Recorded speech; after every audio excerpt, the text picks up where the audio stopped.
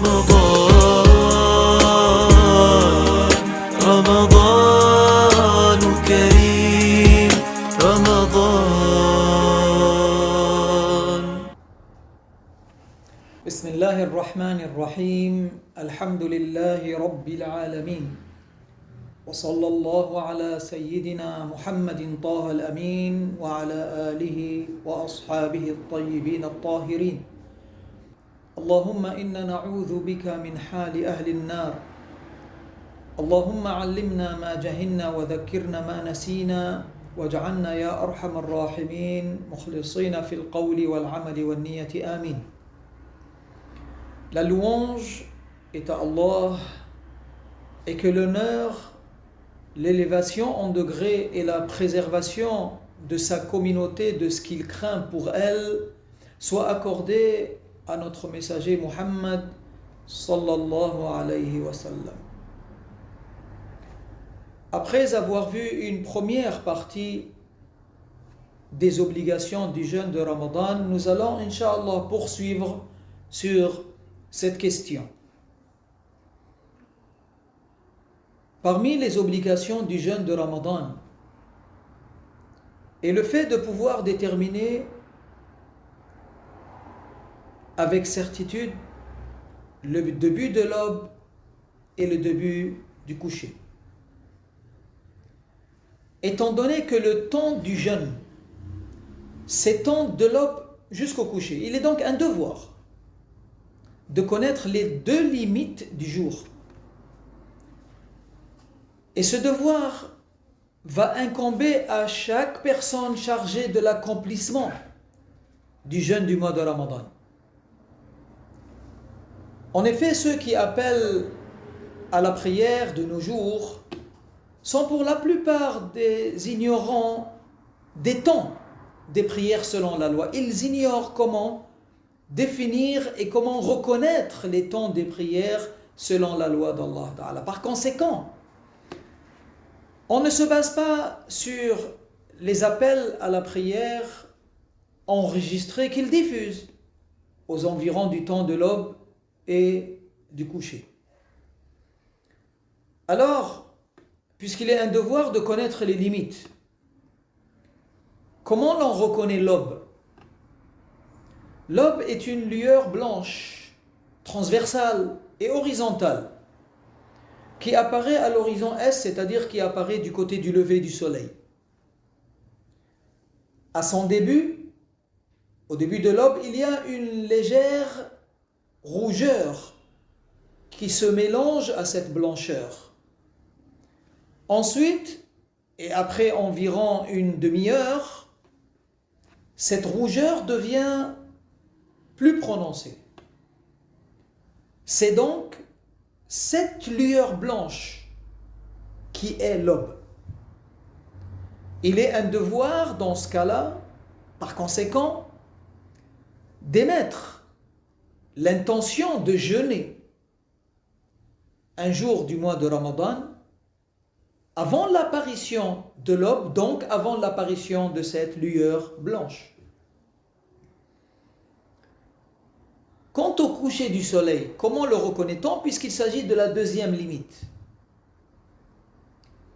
Le coucher du soleil, c'est tout simplement la disparition de la totalité du disque solaire. Ainsi, celui qui a mangé après l'aube, croyant que l'aube ne s'est pas encore levée, son jeûne n'est pas valable. Il devra donc rattraper et il doit, durant cette journée, s'abstenir des choses qui rompent le jeûne, et ce, pour le restant de la journée, puisqu'il s'agit de la journée dans laquelle il n'aura pas jeûné le jour de Ramadan, puisqu'il s'agit de la journée dans laquelle son jeûne de Ramadan ne sera pas valable, car il a mangé après l'aube. S'il avait fait son ijtihad, c'est-à-dire s'il avait fait un effort de déduction et avait mangé, puis il s'avère que l'aube était déjà apparue au moment où il mangeait. Celui-là, il ne commet pas de péché.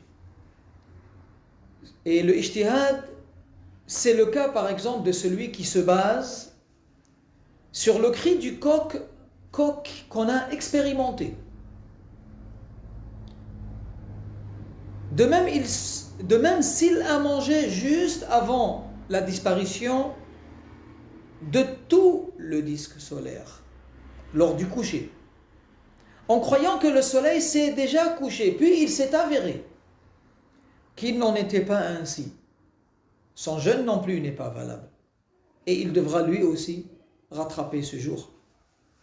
Quant à celui qui mange sans excuse, avant le coucher, celui-là, il commet un péché. Allah Ta'ala nous dit dans Surat Al-Baqarah au verset 187. ثم أتموا الصيام إلى الليل.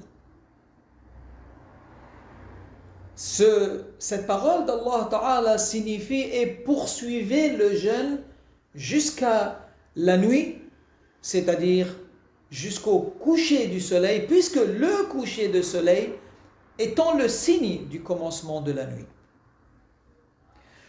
Il est aussi un devoir pour le musulman de se maintenir en islam et de se maintenir en islam à jamais, c'est-à-dire il a le devoir de se maintenir en islam jusqu'à sa mort. Comme il doit se maintenir en islam pendant Ramadan et donc également en dehors de Ramadan, puisque il lui est un devoir de se maintenir sur l'islam jusqu'à sa mort. Il lui est donc un devoir d'éviter de tomber dans la mécréance par l'une de ces trois sortes que l'on va citer mais sans détailler. Il y a la mécréance qu'on appelle mécréance par la parole, et il y a la mécréance qu'on appelle mécréance par la croyance, et il y a la mécréance qu'on appelle mécréance par les actes. Alors la mécréance par la parole, comme celui qui insulte Allah, qui insulte le Coran ou qui insulte l'islam. Allah Ta'ala il dit dans le Coran يحلفون ما قالوا وَلَقَدْ قَالُوا كَلِمَةَ الْكُفْرِ وَكَفَرُوا بَعْدَ إِسْلَامِهِمْ. Allah Ta'ala dans ce verset, il nous fait savoir que ceux qui ont commis la mécréance, ils jurent de ne l'avoir pas commise. Mais Allah Ta'ala il nous dit qu'ils l'ont commis, qu'ils ont dit la parole de mécréance et qu'ils ont mécru après avoir été croyants. Quant à la mécréance par la croyance, c'est comme le fait de croire que Allah Ta'ala est un corps, ou que Allah Ta'ala serait une lumière, ou qu'il serait une âme. Et le fait qu'il y ait une mécréance par la croyance, il est aussi désigné dans le Coran, puisque Allah Ta'ala il dit إِنَّمَا الْمُؤْمِنُونَ الَّذِينَ آمَنُوا بِاللَّهِ وَرَسُولِهِ ثُمَّ لَمْ يَرْتَابُوا. Le irtiyab étant le shak, le doute. Allah Ta'ala il nous dit dans ce verset, sont croyants, et bien sûr croyantes, ceux qui ont cru en Allah et en son messager, et qui n'ont pas douté en cela. Car celui qui doute, il contredit la croyance. Le doute est le contraire de la croyance. Donc il y a une mécréance par la croyance. Puis il y a la mécréance par les actes, comme le fait de jeter le livre du Coran dans les ordures, ou bien le fait qu'il se prosterne pour une idole. Allah Ta'ala il dit فَلَا تَسْجُدُوا لِلشَّمْسِ وَلَا لِلْقَمَرِ. Dans ce sens, en français, ne vous prosternez ni pour le soleil ni pour la lune. Et la prosternation étant un acte. Et donc il y a mécréance par les actes. En effet, persévérer sur la loi de l'islam et ne pas le rompre est une condition de validité du jeûne pour celui qui le fait. La mécréance serait donc une cause d'invalidation du jeûne. celui qui chute dans une de ces sortes de mécréances que nous venons de citer, mécréance par la croyance, par la parole ou par les actes, comme étant ainsi ce qu'on appelle ar-ridda en arabe, c'est-à-dire l'apostasie, alors qu'il était en train de jeûner. Son jeûne sera annulé. Il devra immédiatement revenir en islam. Il revient dans l'islam non pas par astaghfirullah, je demande pardon à Allah, mais il revient dans l'islam par la prononciation des 2 témoignages.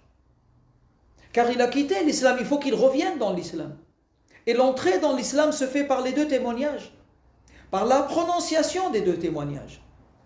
Alors il va falloir qu'il retourne immédiatement dans l'islam en prononçant les 2 témoignages. Comme en disant par exemple, je témoigne qu'il n'est de Dieu que Allah et que Muhammad est le messager de Allah.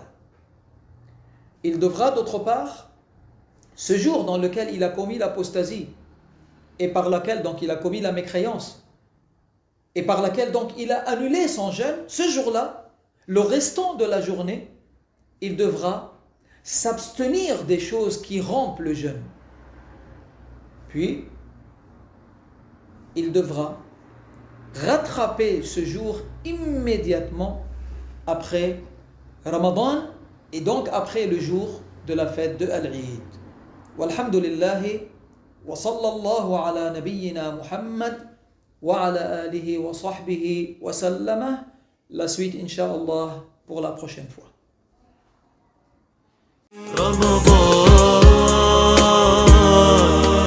رمضان